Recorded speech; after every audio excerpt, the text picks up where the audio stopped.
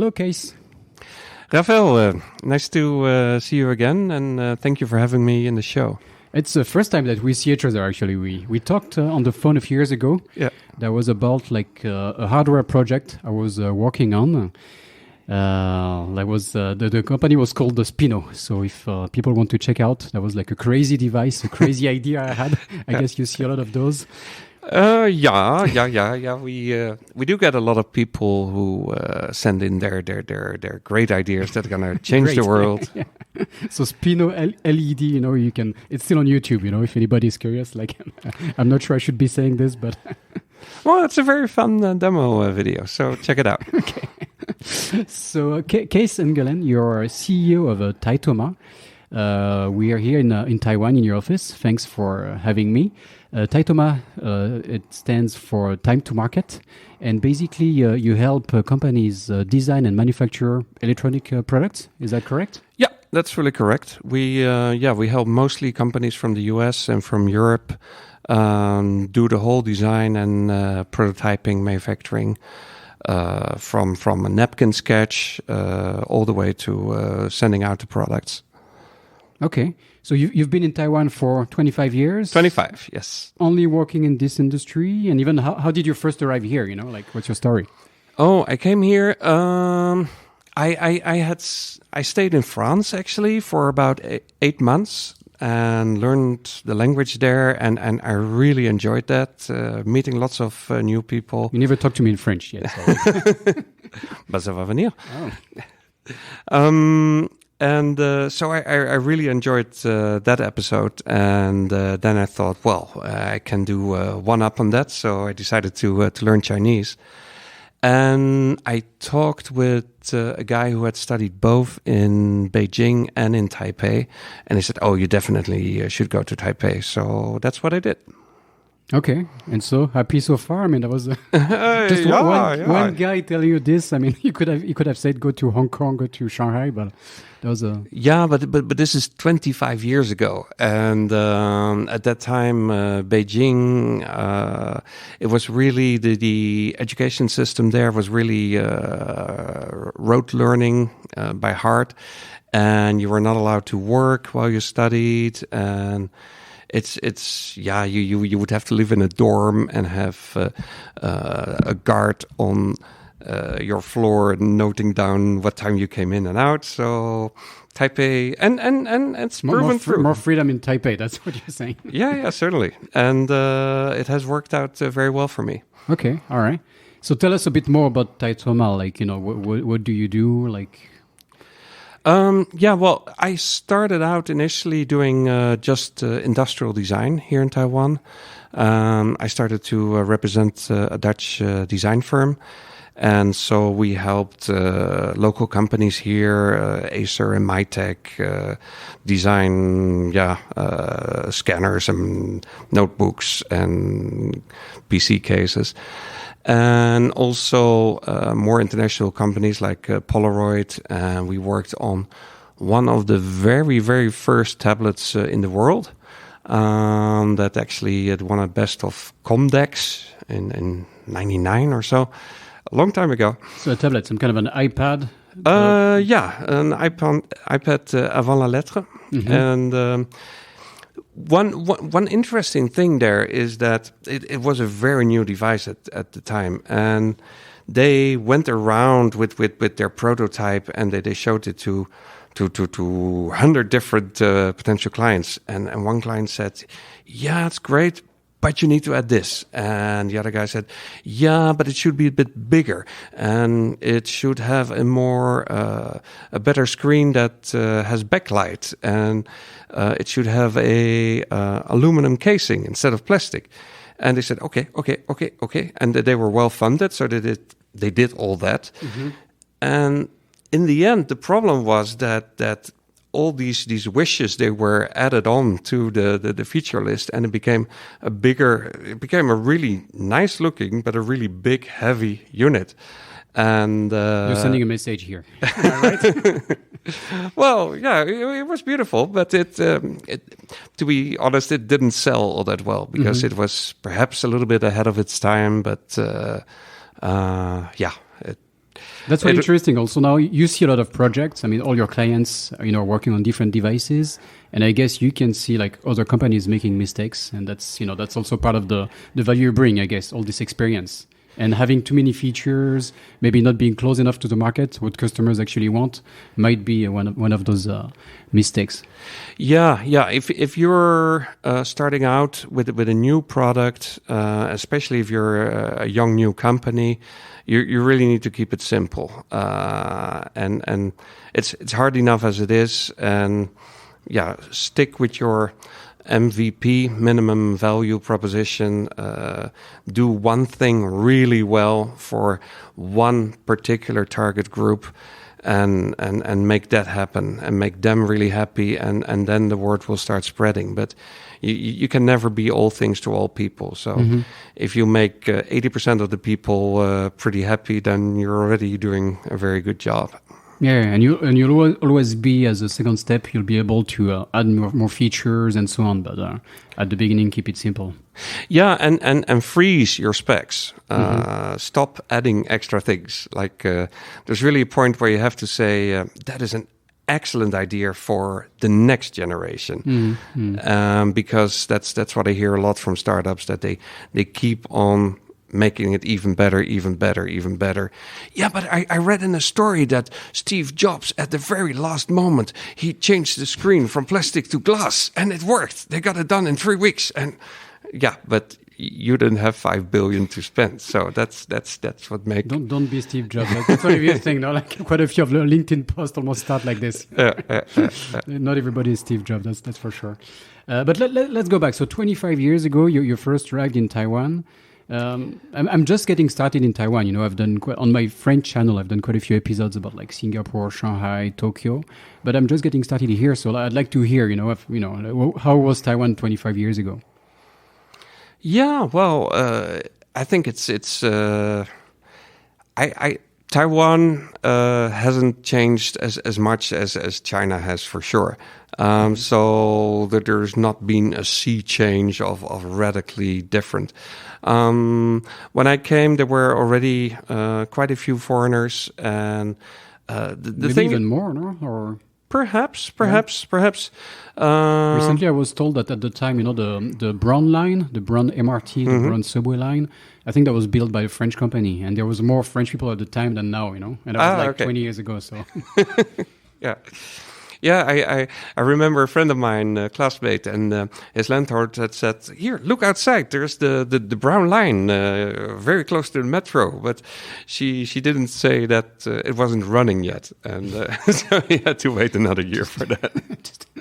Yeah, I think that was I think the relationship with the French company didn't go well. There was some corruption. I mean, that was a pretty complicated project. But. Yeah. I don't know the details, but but the people here in general are really friendly, really open to make friends with foreigners. And if you're asking somebody for where's this or that building, they will take you by the hand and take you 3 blocks down, like here. So yeah, I had no trouble adapting whatsoever, I have to say. All right. Okay. Cool. And so was it still the end of like kind of the? I mean, Taiwan is still an amazing place where to live now, but it's very quiet. So Taiwan, the economy grew, like very fast, like quite a few years ago. So like 25 years ago, was it still, like this exciting time? It was almost over. Well, if you compare it to Shenzhen or Shanghai, then it's true that Taiwan feels a bit like a provincial backwater. That's what we like about it.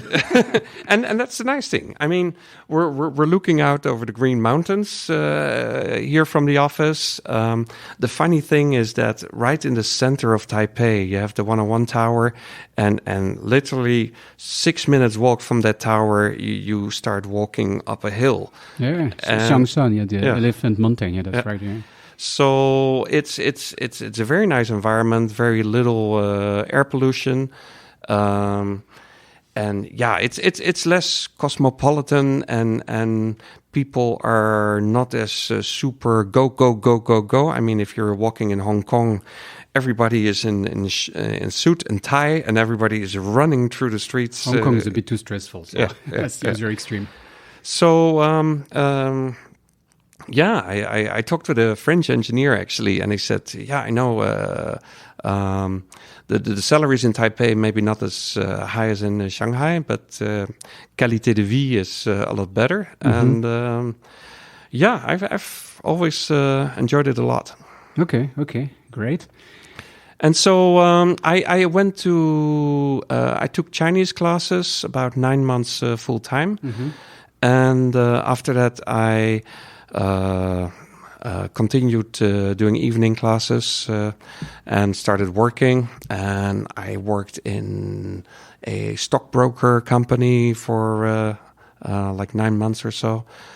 And then I was also an MBA teacher.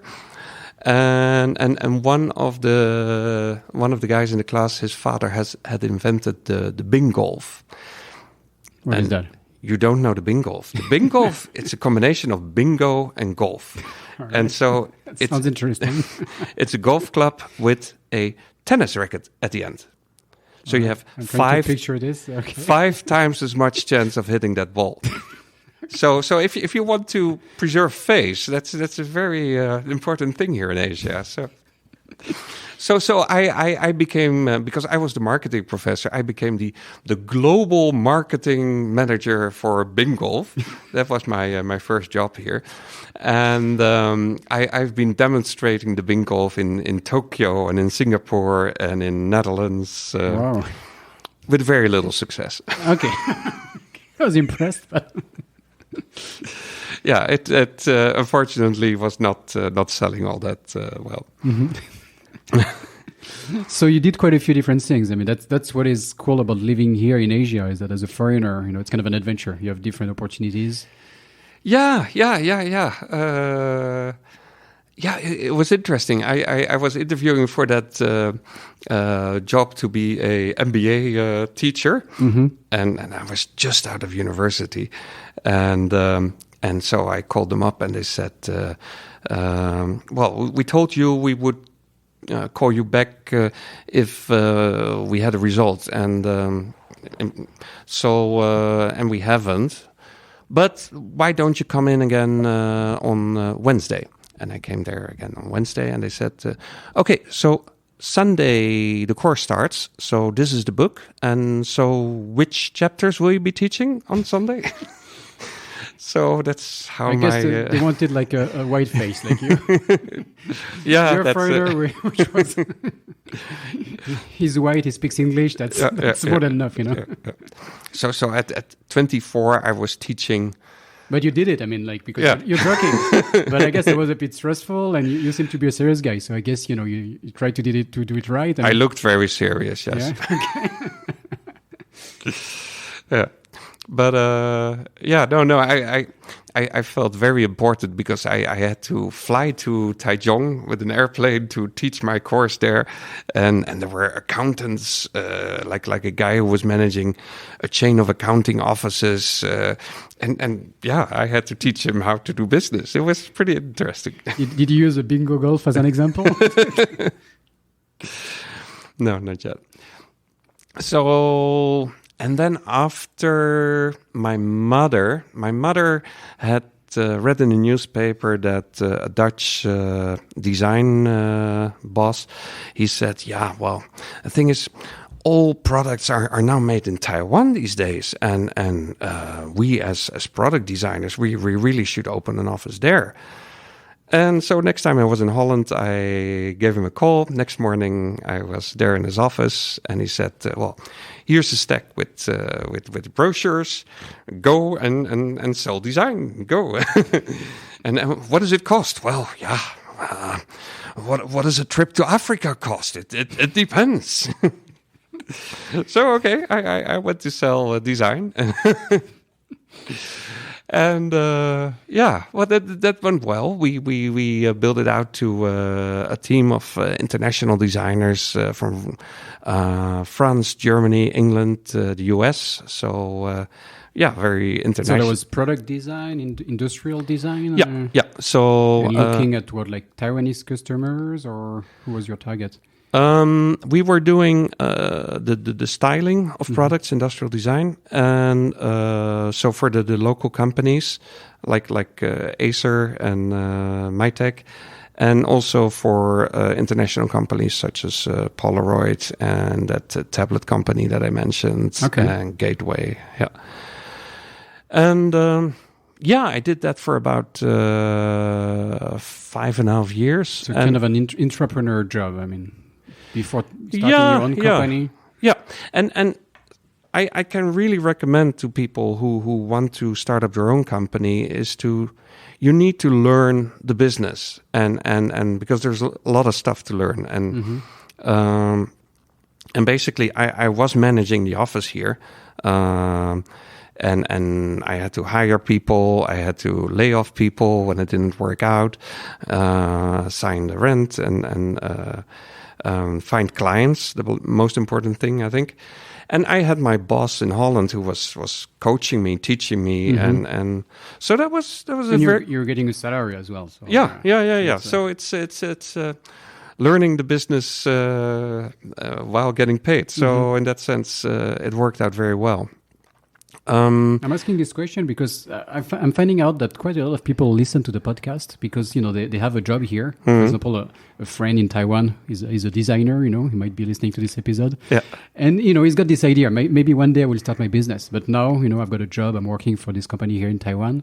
So, if they find it very interesting to listen to people like you that have been through the same journey, first employee, then this kind of like entrepreneur job, when you started the local operations of like a Dutch company, but here in Taiwan, and next step, an entrepreneur, so this whole journey is quite interesting. Yeah.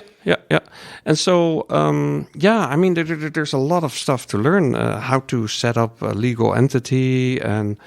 But most important thing is really how to find your clients. That once the money comes in, then everything gets easier, I guess. And talk about this. Like, do you have a few tips to share about like business development, especially as a foreigner here? I mean, people say that you need relationships, you need guanxi to do business in Taiwan or in China. I mean, how did you manage? Maybe I'm not good enough at drinking, but for me, guanxi have never been that important. Yep. It's also probably because the tech industry is a relatively new industry, so it's not like building construction industry where relationships and karaoke is really important. And basically.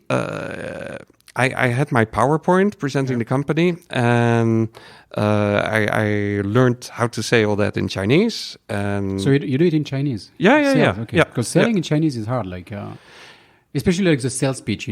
Managing the relationship in Chinese is okay, but the sales pitch, it's like you're putting on a show, and that's I think in Chinese I find it hard. Yeah, but with all due respect, it's always the same show. So I mean, once you have done the same PowerPoint a couple of times, you get better and better at it. And so I'm not a designer or an engineer myself, and but I did talk with our designers, and one of the things that they like to talk about was there are two different programs that they use to make the 3D models. To how to define the shape of a product in a computer. And one was SolidWorks and the other one is Pro E. And so they told me, Pro E has more freedom of but it has an older core, so it hasn't quite kept up with and with SolidWorks it's easier to use. But on the other hand, so I could have that conversation with the engineers of the client who were also interested in talking about this topic, though I had never used that software. So that helped to be more of an insider. So you mean it helps to be able to build relationships with other engineers? And Well, you need to be able to talk, and you need to read about it, and like Americans like to say, we like to inform our design with a piece of user research, and yeah, there's a lingo, of course, and it does help to be able to speak that. Yeah. Okay. No, they're very interesting, and I'm still impressed. Like you must be the first guy who's doing sales in Chinese. Like I interviewed quite a lot of people in Hong Kong, and actually Hong Kong is a different world. Where you can manage in English, but yeah, doing sales in Chinese in Taiwan is quite impressive. So. Yeah, I remember my very first project when I knew nothing about the business, and the client was BT Huang, and he looked a bit like a street fighter. He was and he would say to me, so if we buy a design, how much is that? And I would talk to my boss in Holland, and he checked out the price of the ticket to Africa. And then, and if we do the design and the packaging design and the logo design, well, then okay, we'll make a package deal. Okay, but that's quite expensive. So now I don't need the packaging design and the logo design, so I only want to do the basic design, and so these kind of negotiation tactics that he tried to employ. So I was until quite late at night on the phone with my boss all the time. So it was. That was my next question, actually, related to Chinese, because you can do like sales in Chinese, like the sales pitch, but then if you're negotiating in Chinese and you're talking with native speakers, obviously, almost all the time, and like I guess if you would be talking in English to them, like your English might be better than theirs, but in Chinese it's the other way around. So don't you think that sometimes when you're negotiating, that might be, I don't know if it's a mistake or that may be a bit risky to use Chinese? Well, it's not risky. I mean, you discuss, but then after that, there always will be a proposal in writing to confirm things, and there will be a deposit to confirm that. So. No, I've never found that to be. It just makes communication easier, and there's no drawback in your experience. Yeah. I knew a Dutch guy here, and he could speak only 2 words of Chinese, and that was Tai Gui, which meant too much money. It's too expensive, and that's what he would. So I guess he was buying. He was not selling. Yeah. Okay, cool. And so how the idea of starting the company? How did it happen? So I was in Taiwan, and of course, it's very much a manufacturing country, and but my boss didn't really want to go there because his experience had been that a company in the Netherlands, they had asked him to participate in a project to engineer a reclining bicycle. Probably 30 years ago or so, one of the very first reclining bicycles where you sit backwards and low to the ground. And so that turned out to be, of course, much harder than you thought it would be. And they worked on it for 2 years, and they invested all these hours on their own time. And then the thing didn't sell.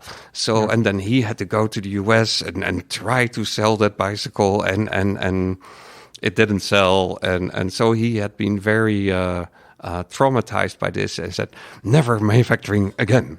So so then we had to part ways, and I started my own company. Okay, all right. And so that was like kind of the continuity of your previous job, or at the beginning at least? Well, no, I started with a guy a Dutch guy who was living in the US, and he was an industrial designer, and so he would get the clients, and I would get the work done here in Taiwan. Okay.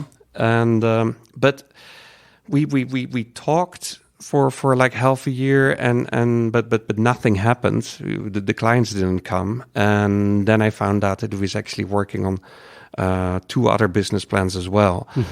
And so then we had to wind down that company, and I started my own company, and I had to do it alone, which was a bit of a disappointment, because it's always nice to have a partner to spar with.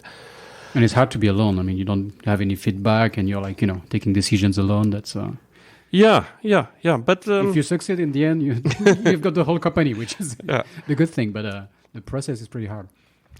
Yeah, although I'm sure there are plenty of founders who will tell you that they had big fights with their co-founders, and of course, it's also hard to have co-founders, for sure. Yeah. But basically, I set up a website, and I found some other friends here in Taiwan that had a lot of experience, and they were the management team. And there was a head of manufacturing, and a head of electronic design, and a head of and these guys, they were really capable, and they had all that experience, but they were not really yet employed, but they were available when a project would come in. Yep. So that keeps the overhead very low, because basically in the first year, it's a slow start. Okay. Yeah. And you're still confident? Because it's easy now. It's easy now looking back. You've got a big office. Everything seems to be going well. But at the beginning, you had no idea what you were doing, and waiting a whole year. Things are slow. No, I was working hard,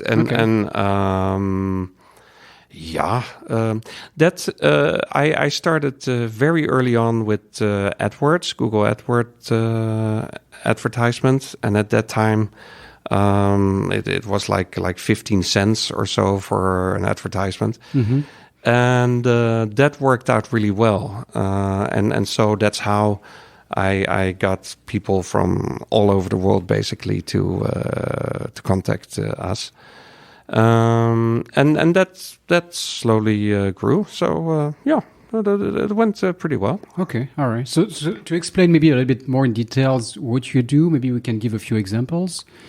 So you've got a web page on your website. So it's titoma.com, Titoma. It might help to follow. Yeah. We will just be talking and describing those products, but so people might want to check out what we make. That's the page where we have all those references. Yeah. Well, one of the most fun projects is probably the automated dog feeder with built-in webcam. Okay, I saw that one here. and so the scenario is basically that your dog is at home, you're at the office, the dog is very bored and starts to chew your shoes and whatnot. So you need to do something for your dog. And basically the automated feeder has a timer, but it also has a webcam. And so when the dog, at a certain moment, there's a tray table that starts to turn, and the food becomes available for the dog, and you can see him eat. So you can even interact. Can you talk to the dog? Or at that point, it was one way. This is like 7 years ago or something. Yeah. It was his master's voice, and come eat now, and then he would come.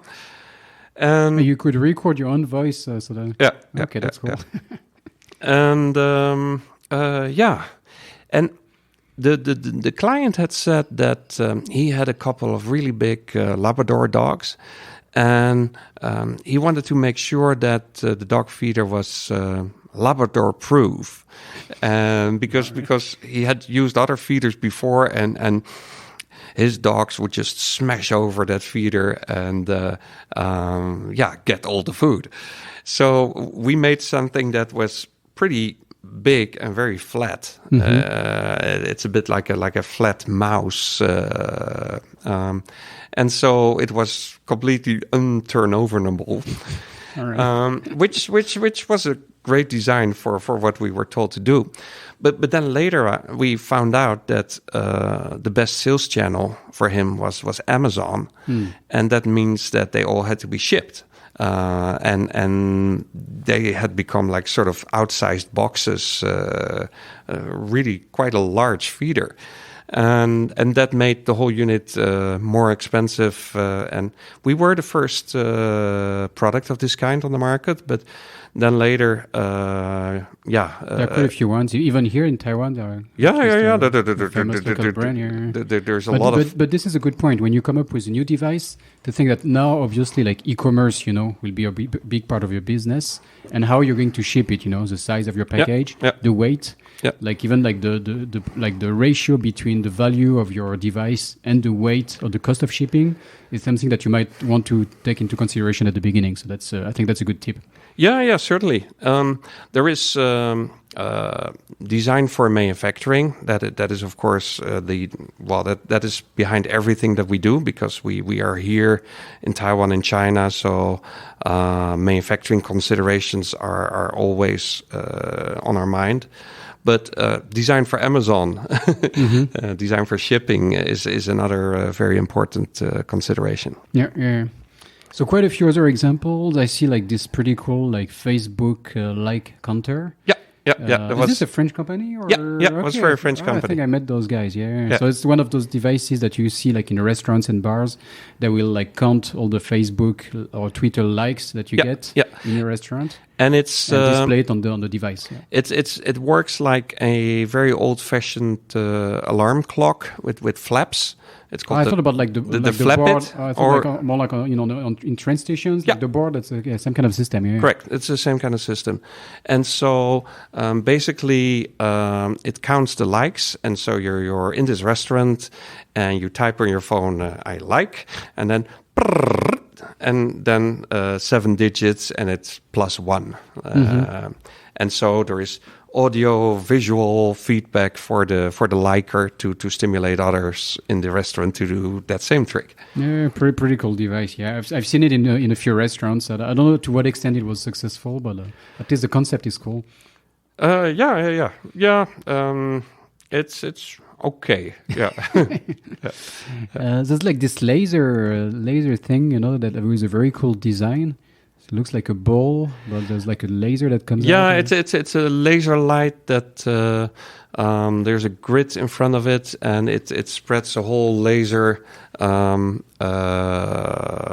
of laser dots over your ceiling. It's not terribly useful, to be honest, but they did sell 50,000 units of it. So there must have been a lot. Laser dots, like it doesn't draw anything. Or No. It's more like decoration. All right, okay. And so one thing that I found over the years is that in consumer electronics, it's hard to stay competitive. Like you saw with the dog feeder, pretty soon other people come out with smaller dog feeders that are cheaper to send, and that are just cheaper on Amazon, and so it's hard to that becomes then a race to the bottom in price, and that's a race that you rather don't want to win. So we are now focusing more on B2B kind of business. And we make RFID readers, or we make UVC curing devices for glue. Or UVC curing device? Like it's a bit like when you're at the dentist, they do a filling, and then they come with a device to harden the glue. Okay. All right. And for example, that glue is used in the screens of smartphones. Okay. And I see quite a few medical devices in your portfolio. I mean, we've also done a open heart defibrillator. Oh yeah, I saw that. Yeah. Wow.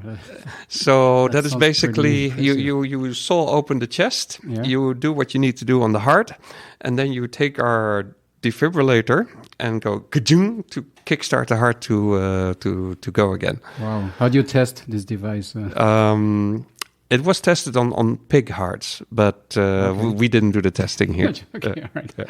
Luckily, is it something different to do, to work on medical devices? I mean, is there like a higher standard of I don't know, like norms that you need to meet, or? Yeah, certainly. You need to get FDA approvals, and but that, I mean, is this related to your work? I mean, when you make the device, do you have to take this into account? Yeah. The approvals adds like at least 2 years to the whole process. Wow. To because, well, it depends on how invasive the device is. In our case, it was pretty invasive, and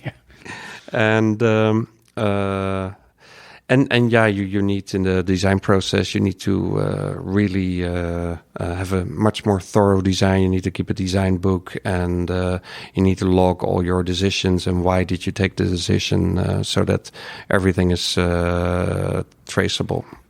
Okay, all right. So the way you work, I mean, usually your customers, they come up with an idea, and you have to like really help them with the design, the prototyping. I mean, and even the manufacturing. Like you help them find a factory. I guess you're not manufacturing yourself. Can you explain us a bit the process? Yeah, we manufacture both in China and in Taiwan. And at the moment, it's still about 80% in China and 20% here in Taiwan. It really depends on the kind of product. Like we do. We do very high-end UVC curing devices that are like $1,000 or so. Yep. We do those in Taiwan, and the large quantity units we do with a factory in China. And finding the right factory in China, that is probably in this whole process the most critical step, and it's also very difficult. Yep. And if you go to China, you're going to visit 5 or 10 factories, and they're all going to look great. And they all have very new machinery, and they all have 3,000 workers, and they all have 200 R&D people who look busy behind screens. But you don't know how it's going to be working with them. So you have to kiss a lot of frogs to find your princess. And in manufacturing, you will only know who the true princess is when things go wrong. And things always go wrong in manufacturing, because there's like 137 different parts that need to come together from 27 different factories. So there's always things that need to be resolved. And the way the factory is gonna help you in resolving these issues, that is really when you know if you have a good partner or not. Okay, and what you bring is the experience of you've got factories that you already know, or do you know how to select the right factory?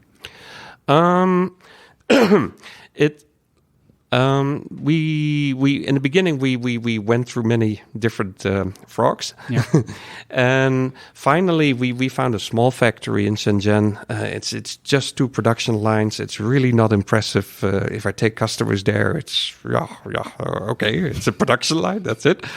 But they do really good work, and the boss is really good to work with, and he really knows his stuff.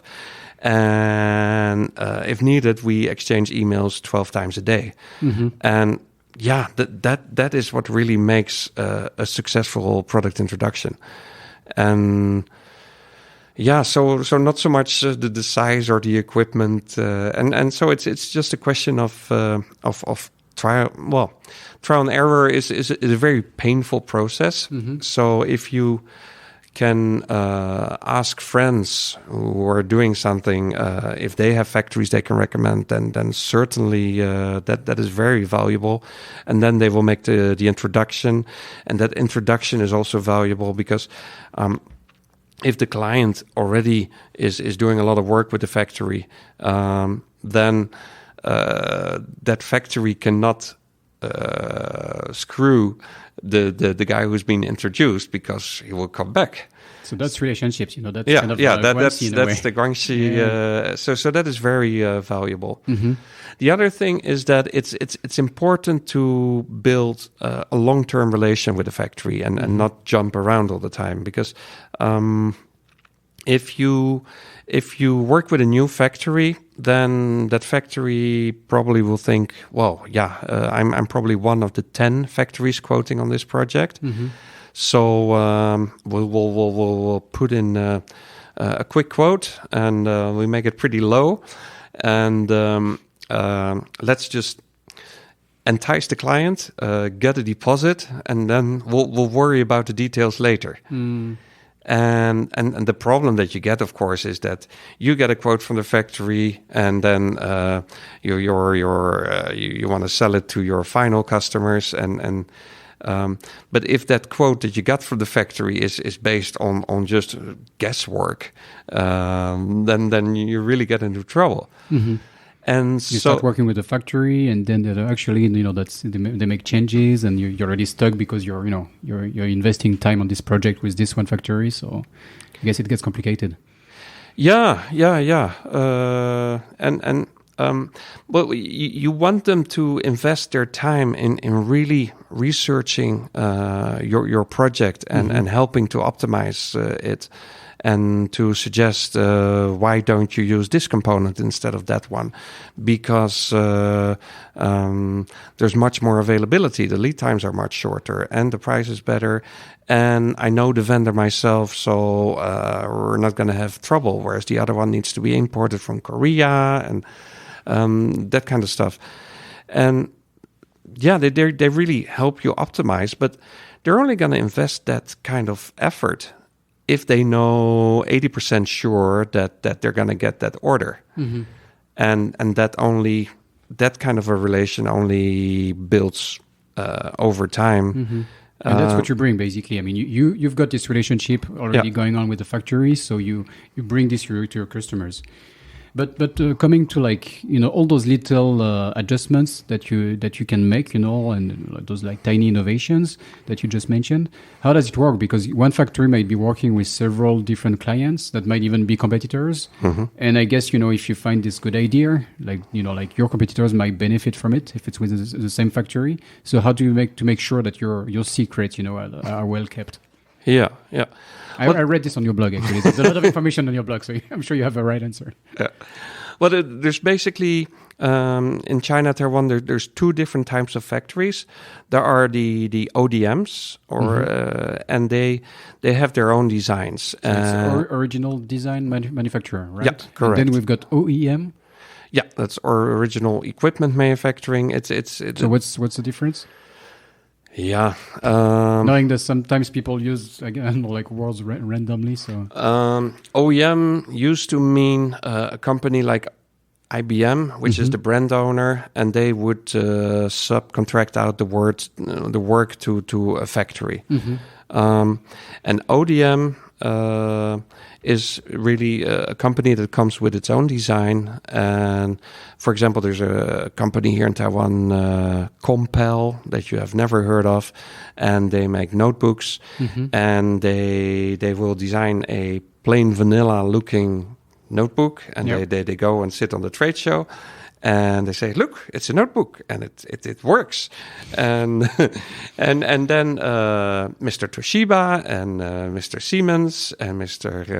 HP, please come and tell us how you want the plastic housing around that notebook slightly different, and that is sort of the small design adaptations that they can do for you. So that kind of a factory is completely focused on just notebooks, or on toaster ovens, or washing machines, whatever they specialize in. And then you get a bit that problem that you get leakage of ideas, where a really good invention, or maybe it's just a small thing to make things more efficient, seeps into the other products that they make. And the other system is, let's call it EMS, Electronic Manufacturing Services, and that is purely we design it and they make it, and we specify everything for them, and we make the shape of the plastic parts. We make the design of the PCBs. And we control all the files. So we have the complete BOM, the bill of material.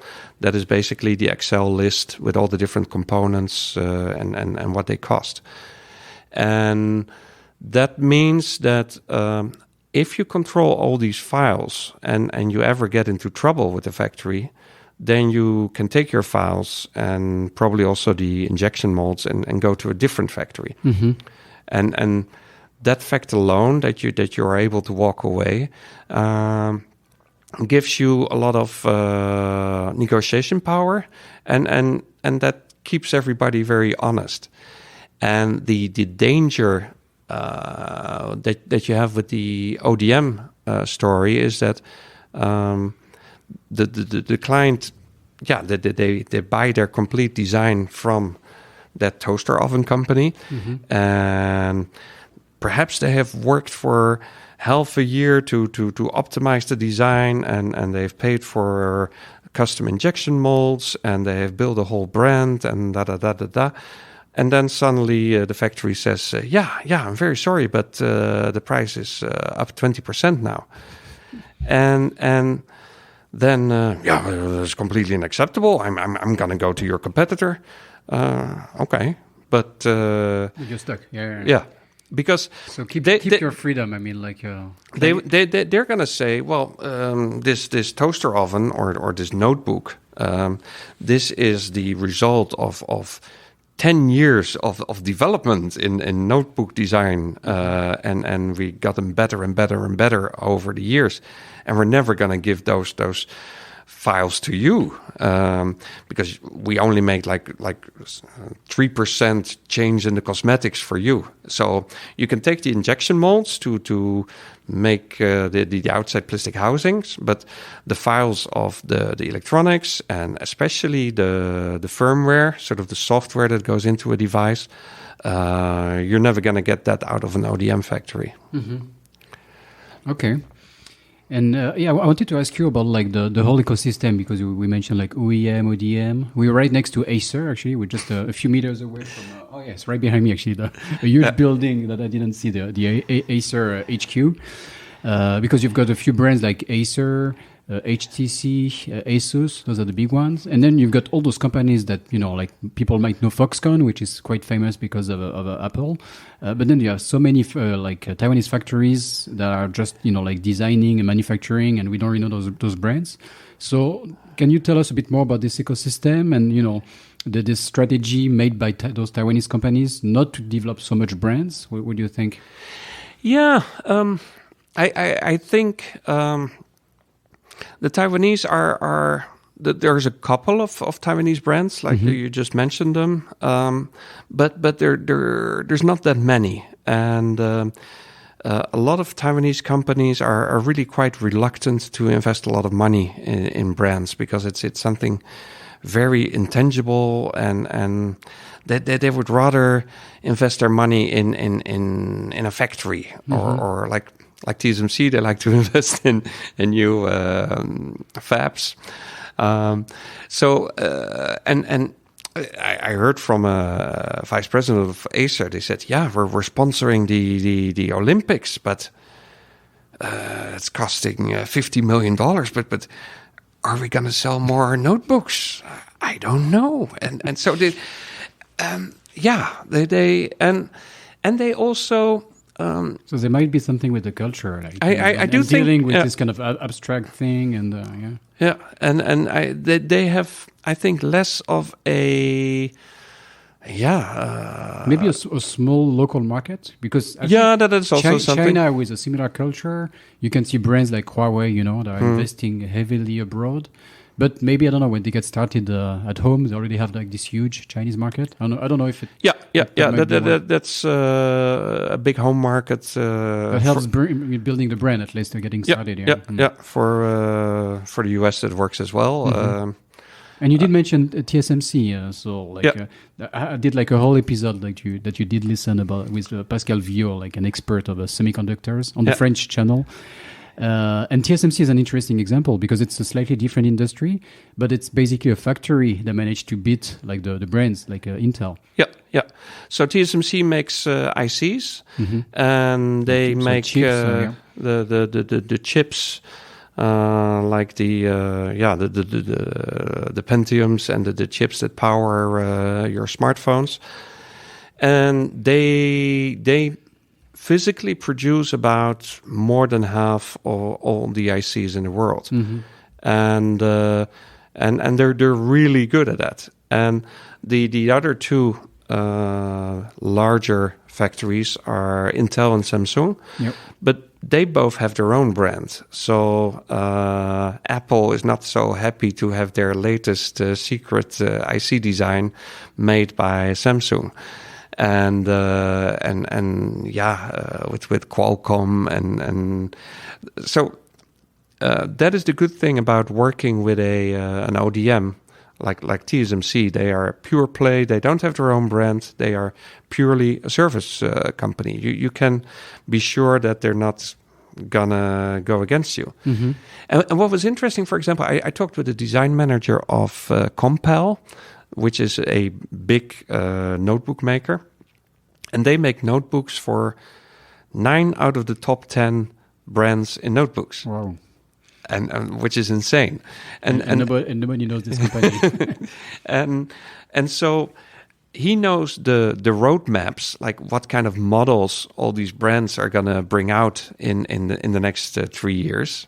He knows this because they did discuss them years ahead, and based on what the latest Intel processor is gonna come out and whatnot, and. So he's a little bit like a traffic cop, and he's saying, well, that corner of the market looks a little bit saturated. Why don't you go more into that position? And that's a very interesting, but they want all their clients to be successful. So it's a very interesting game. Okay. And so, like the Taiwanese ecosystem, like I read on your website that you mentioned that you're basically 1 hour away from all your suppliers and all your partners, so that makes a big difference. But can you tell us about this ecosystem? What kind of companies are you working with in Taiwan? And are they all mostly located in Taipei or all over the place? All within an hour drive,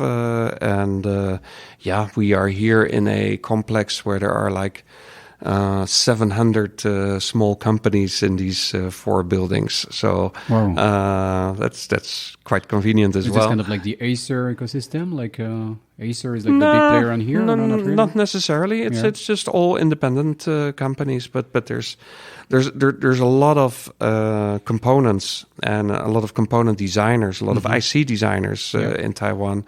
And for example, notebook design, I think 95% of all notebooks are designed in Taiwan. Because you need an LCD screen, and you need lots of different components, and the latest version of those components that are not released quite yet, but they're in prototyping stage, and they all need to come together, and so people need to discuss and make sure that they actually play nice together, and. Well, in Taiwan, that's very easy to accommodate, and so that works very well. In the higher end side of things, if you are looking more for like production capacity and custom everything, custom PCB, custom plastic, custom cables, custom displays, China around Shenzhen, Dongguan, that is where they have everything, most of the time, what we do is we design our product around parts that we can quickly buy from the internet. And once we have something working, then we go to the factory and say, here, this is our list of components. What do you think? How can we improve on this? And then they suggest lots of partners that they know about.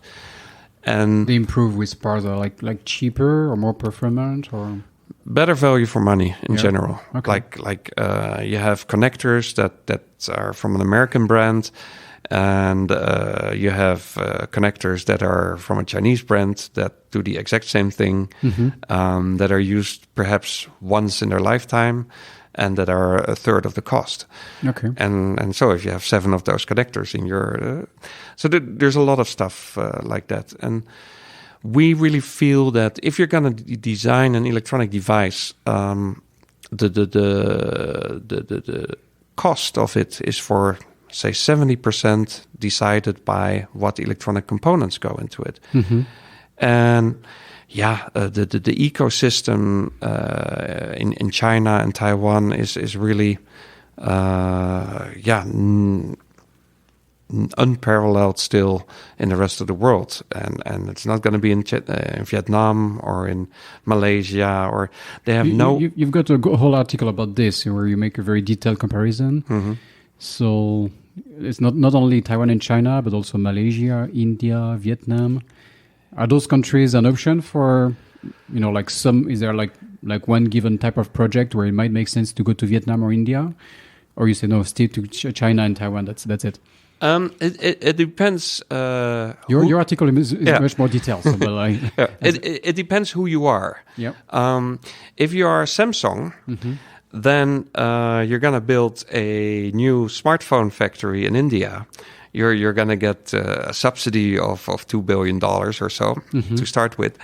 And then you're also going to say to your top 20 suppliers, guys, I need you to set up a factory just next door to my factory in Hyderabad. And they're going to do that because you need to have your camera lens company and your housing company and your custom battery company and your custom flex PCB company. They need to be next door to the final assembly company. So then, plof, that whole ecosystem comes into place there. But if you are a smaller company, then you you need to work with what's available. Yep. And unless you make those guys go to Vietnam, they're likely not to be there yet. And in China you can find everything. So in China you can find the whole breadth of components, like every component imaginable, and also the depth. And that means that you're gonna have very small, cheap factories and really sophisticated, more expensive factories.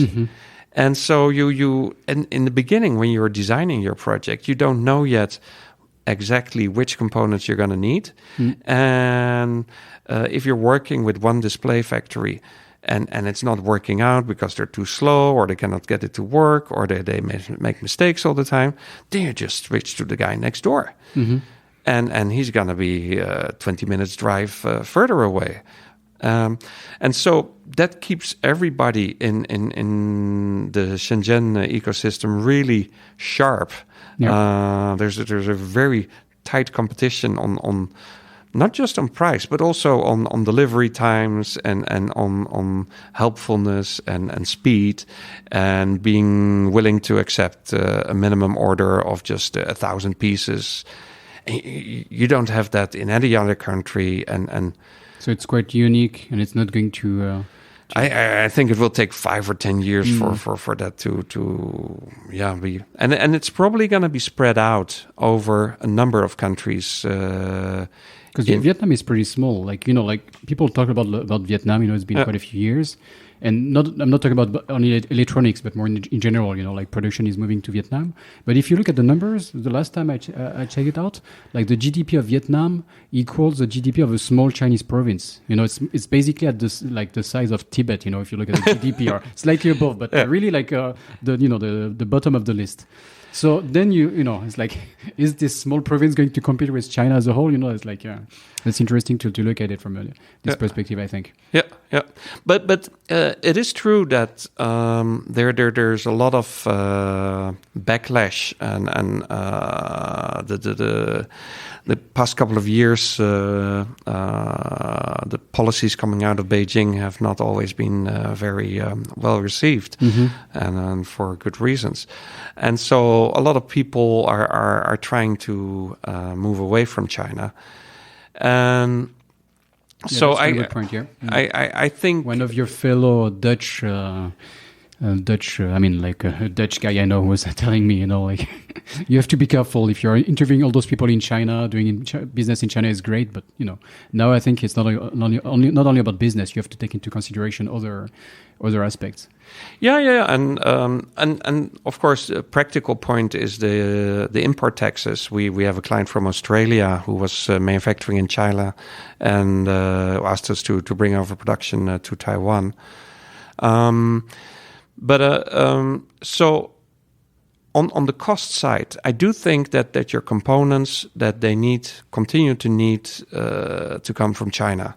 But the final assembly, once you have have you figured out which components you're going to use from which factory, and you really have that mature, you have produced first 1,000 units and then 5,000 units, and people have used them for half a year. Then the design is mature. There are no big errors. Then you can move production to wherever you want to Florida. This is pretty simple, and this is kind of labor intensive. So then it's not necessarily labor intensive. No. Because electronics is not that labor intensive in general. Right? Correct. Like I think labor for an iPhone is like 2 or 3% or so of the cost. Yeah. And so the rising cost of labor in China are for electronics really are not a factor really. But you can do final assembly almost anywhere once you have the right components. Sure, it makes sense here. Another topic I saw on your blog. So once again, your blog is full of information. I invite people to have a look, and also you're also posting on LinkedIn quite often. So people may want to take this chance to add you. So which one? You've got 2 accounts. So which account? On LinkedIn, I use my Dutch name, which is Keesjan, and it's a rather difficult name for anybody who's not Dutch, but it's Keesjan, Keesjan Engelen. Okay, so I think Titoma would be easier. Time to market, and that's a good way to remember it. Every time I time to market, and then backward I can find the name of your company again. Because you're dealing with a lot of IoT projects, and I had on the podcast recently Philip here from Unabiz, another pretty successful company in this field, and he was saying there's a real cemetery of POCs. I think you call it more like a purgatory of pilots, which is, I guess exactly the same thing. So there are a lot of projects involving IoT, different devices, but a lot of those projects don't make it past the POC, the proof of concept, or the pilot. So in your experience, what can be done to basically just increase this rate of success? Well, I think money is important. You need to have a really strong business case. If you're going to make a custom electronic device to measure something, how is that going to help your business? Is it going to make your clients happier? Are you going to have more information? Will it make sure that your machines don't break down? Something like that. But it needs to be a really strong business case. And a lot of people, they say, oh, IoT, we need something. We need guys, we do something with IoT and do a pilot and implement something. And then there are some devices collecting data, but you don't want to start from the tech. You want to start from a need, that's from the tech. Just I want to do IoT is not the right way of No. There needs to be a problem that you're going to solve, and there's of course a lot of technology companies that have a technology that they want to sell, looking for a problem, and then a lot of IoT companies in Europe and in the US, they will go to companies and let us do this pilot for you, but they happen to have this technology that they're really good at, but it may or may not be the most the best solution for that particular problem. Yep. But that is what they know how to adapt quickly, and there's not much money for a pilot anyway, so you're going to go with the quickest solution, and then. So how much will it cost? Well, it's only $27 a month. Oh, $27 a month. Well, if I look at 3 years, that's quite a lot of money for a sensor in a box. And that is another issue that a lot of companies these days, they have a subscription model where they charge by the month, and a lot of clients they get. They start counting 36 months. What does it cost me? And for that kind of money, it's hard to get the business case to work, to get a return on investment, and those are also some circumstances where we can help a client to make their own product so that they don't have to pay those kind of monthly fees. Yeah, sure. Because also with all those, like those startup companies that are raising more and more money, you see sometimes projects that don't really make sense. I saw on your LinkedIn account, I think you had an article about a tear down case. How's this called? It's like when basically you tear down a device and really like analyze how it's made. Like the BOM, the bill of materials. And I thought those are very interesting. I'm not an engineer myself, but there was this guy called Ben Einstein. I guess you might know this guy, who is like a very famous guy in the hardware startup world in the US. And he had some really interesting articles. One being about this Juicero. Juicero. Yeah, that was like a big scandal. Like they raised like tons of money, and they were selling this very expensive device. I think like 400 US. Yeah, kind of an espresso for juice with this huge power to press like you had to buy a little bag with a juice, and they had this power to press it with like a press. Basically it was a little bag with strawberries in it, and then you had to put this in this really gigantic machine of $400 to get strawberry juice. And what happened, I think, in the end is like there was a video online where somebody who just took the little bag and just squeezed it with his hands, and it was like the whole device didn't make sense. So anyway, this guy Ben, he did like an article, like he had an article about this device, and I thought it was super interesting, like because you can find out a lot about like how it's made, like how many, like all the efforts invested in doing like the plastic injection. I think you have to do a lot of prototyping, and sometimes you could find out the startups were not being very, very efficient just by looking at all those components and how this had been built. Yeah, it is really important to have experience in manufacturing and to know about what things cost and what is cost effective, and it's almost more cost effective to work with off the shelf parts, especially if you're a startup. There's this one example of some Dutch friends of mine. They were just recent engineering graduates, and they wanted to make their own folding bicycles. And they came to Taiwan years ago. And Taiwan being also famous for bikes. Yeah. They have a giant. They have a great bike industry. And so they had designed all the parts of their fantastic folding bicycle from scratch, custom chain and custom gears and everything custom. And so they spent about 2 years making all these die cast and injection molds and all these parts, extrusions. And then the conclusion was, but the unit cost is going to be too high, so that's the end of the project. So going with off-the-shelf parts, parts that are proven to work, parts that work today, not 2 years from now. Parts that are produced by the thousands, so they're really cost effective.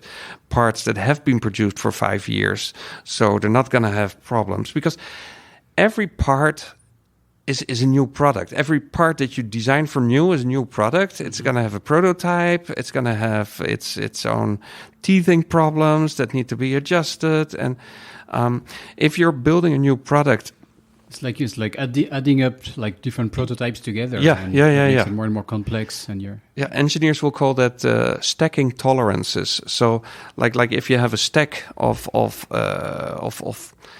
6 different things that need to stack on top of each other, and it can be either plus or minus a millimeter. And if you're unlucky and all the pluses are plus, then you end up with something that doesn't fit together. And normally that's what happens. And that's in the final assembly factory. That's where you find that out. And then you're gonna have this whole discussion with all the different suppliers. And most suppliers will feel that it's better if the other supplier will adjust their injection molds, because that's a lot of work and money. And so that's always quite a bit of negotiation and adjustments. Okay, and that sounds obvious once you know it or you have the experience. But startup companies, quite often by definition, it's lots of young people that don't really have the experience. So that's it's good to share this knowledge so that people can avoid those mistakes. Yeah. A friend of mine in China, he's also a consultant there, and he said the many startup teams they have a CTO, an engineer who knows that things are not always that easy and it takes time. But the job of a startup CEO is to be very optimistic, and we have the best team, and we're gonna have the product ready by the end of the year, no problem. And that's his job. That's his job description. So he feels not everybody is Steve Jobs, as you said. Like he had this, how's it called? Like the distortion field, Or... Yeah, But not everybody has the budget of Steve Jobs. I think that is the most important thing, because Apple they will open 5 different injection molds for a certain part, just to see which parts has the fastest cycle time, or in testing which one works out best. But each of these molds cost $50,000. Yeah, molds are very expensive. I mean, you're talking about like injection molds for plastic. That's how correct. Like all those like things we have made of plastic are made, And so they will just open 5 different ones at the same time, just to see which one will work out best. Because they can. But a startup cannot afford that kind of extravagance. For sure, but they can learn from this podcast and people like you. So that's for free. It's been very interesting, but we're getting close to the end. I'm going to ask you, the question I always ask at the end of each episode is: do you have like a hack that you can share? How to hack Taiwan? How to hack China? You've already shared quite a lot of information. You can speak Chinese and use Chinese at work. Which is quite not unique, but like on my podcast so far. We've talked about Guanxi. Quite a lot of people also discuss about Guanxi when it comes to hack. Or it can be like Guanxi is a hack, or it's not. You don't need Guanxi. I feel Guanxi are actually not that important. They have not been that important to me. Like, for example, the relation that we have with the factory in China. I have had dinner with that boss in the last 7 years 2 times. So, so when people say in China you have to have dinner with your partner and drink, I've never been drunk with him. So we work together and we write emails back and forth, and we Skype back and forth, and we get things done. And it sounds very prosaic, but because we have given him a lot of business, he's going to be very loyal to us and work hard for us. It's as simple as that. So It is true that once you have worked long with a factory, then it becomes a more and a personal relation, and they will do you a lot of favors. But you have sort of a favor piggy bank, and business needs to come. Otherwise, your favorite piggy bank will run out, and he will start to focus more on other clients. For sure, yeah. So basically, it's like don't forget the basics. I mean, don't get lost with all those exotic things, like Guanxi and stuff. Sometimes just the basics. If you give business your partner, he will be a loyal partner. So that makes sense. Yeah, certainly. Okay, great. That's it for today. We already gave your contact information, so LinkedIn is a good way of getting in touch. Yeah, or the website, titoma.com. That works very well as well. Okay, great, Kees. Thank you. Next episode will be in French. Get ready. Sans problème. Ok, ça marche. Thanks. Okay. À la prochaine.